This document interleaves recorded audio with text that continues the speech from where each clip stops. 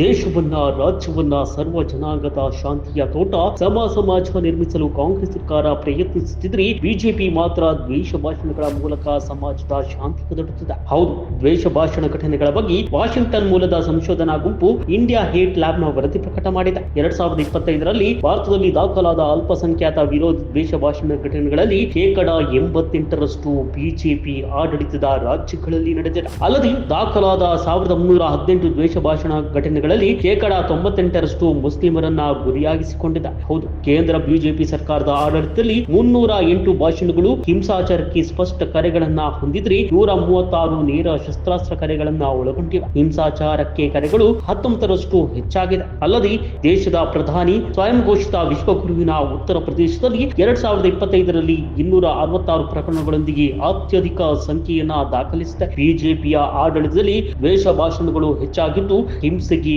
ಕಾರಣವಾಗುತ್ತಿದೆ, ಸಾಮಾಜಿಕ ಅಸಮಾನತೆಯನ್ನ ಹೆಚ್ಚಿಸುತ್ತಿದೆ. ಇದು ವಿಶ್ವದ ಅತಿ ದೊಡ್ಡ ಪ್ರಜಾಪ್ರಭುತ್ವದ ದುಃಖಕರ ವಾಸ್ತವ.